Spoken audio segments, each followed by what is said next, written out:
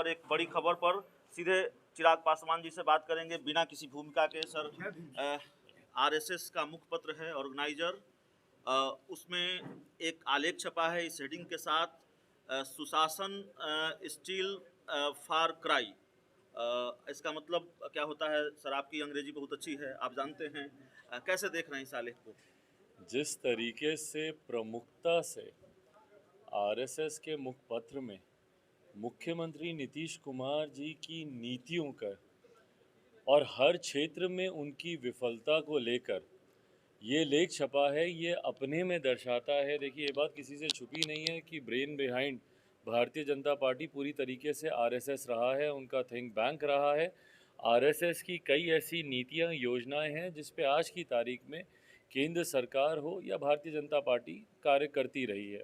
ऐसे में आरएसएस के मुखपत्र में नीतीश कुमार जी की नीतियों कि जिस तरीके से आलोचना की गई है, जिस तरीके से उसमें इनकी विफलताओं का जिक्र किया गया है और प्रमुखता से इस बात को कहा गया है कि हर क्षेत्र में नीतीश सरकार फेलियर रही है, नाकाम रही है। तो ये अपने में दर्शाता है कि भैया, जब आपके गठबंधन के साथी ही आपकी नीतियों का समर्थन नहीं करते, आपके विकास के कार्यों पर वो विश्वास नहीं रखते, तो आपके अकेले अपने आप को सुशासन बाबू कहने से क्या होगा?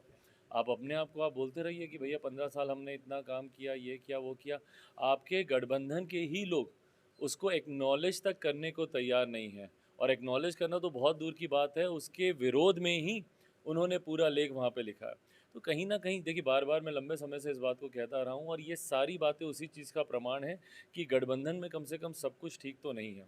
और इस समय में, एक ऐसे क्रूशियल समय में इस लेख का आना, जहां एक तरफ मुख्यमंत्री जी भी अग्निपथ योजना को लेकर केंद्र सरकार के खिलाफ हैं, और कई ऐसी योजनाएं जिसमें विरोधाभास एनडीए के घटक दलों के बीच में दिखता रहा है, तो ऐसे में इस लेख का आना यकीनन टकरार को और इनके बीच बढ़ाएगा आप ही। ठीक कह रहे हैं चिराग जी। बीजेपी और आरएसएस का रिश्ता क्या है, ये बिहार में या देश में राजनीति की सामान्य समझ रखने वाले व्यक्ति को भी बताने की जरूरत नहीं है।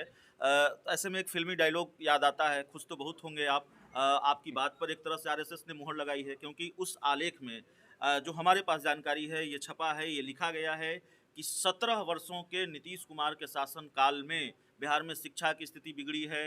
17 वर्षों के शासन के बाद बिहार में जंगल राज की वापसी होती दिख रही है। तमाम बातें लिखी गई है जो आप लगातार कहते रहे हैं। नहीं, बिल्कुल। और देखिए, जो सत्य है वही है। मुझे लगता है उस लेख को भी अगर आप देखेंगे, मैं भी ऑनलाइन उसको देख रहा था, अगर आप उस लेख को भी पढ़ेंगे, जो सत्य है वही लिखा गया। भैया, हम लोग, मैं खुद इस बात को मैं बार बार कहता हूँ कि भाई, आज़ादी के 75 साल हो गए हैं। भारत के बाकी प्रदेशों में जाके देखिए, जिस तरीके से विकास की कार्य हो रहे हैं, दिल्ली बम्बई चमचमाते शहर बन गए। वहाँ पे अगर हम लोग विकास की बात करते हैं, multiplexes, metros, even bullet trains की अब हम लोग बात करते हैं। बिहार में अगर हम लोग विकास की सोच रखते हैं, तो हमारी सोच सीमित हो जाती है एक आंगन में चापाकल गड़ने तक। सोच सीमित हो जाती है कि मेरे घर के आगे नली गली कैसे बने, या मेरे गांव में ट्रांसफार्मर कैसे आए। ये है यहाँ पर विकास की सोच। जिस सरकार का गवर्नमेंट एजेंडा सात निश्चय हो, जिसमें सिर्फ नली गली जैसी योजनाएं हैं, हर घर नल का जल पहुंचाने जैसी बेसिक योजना है, भाई ये तो वैसे भी किसी भी विकसित या डेवलपिंग स्टेट के लिए ये सब मूल ज़रूरतें हैं। इसको आपको गवर्नमेंट एजेंडा बनाने की ज़रूरत नहीं है, ये तो वैसे ही होना चाहिए।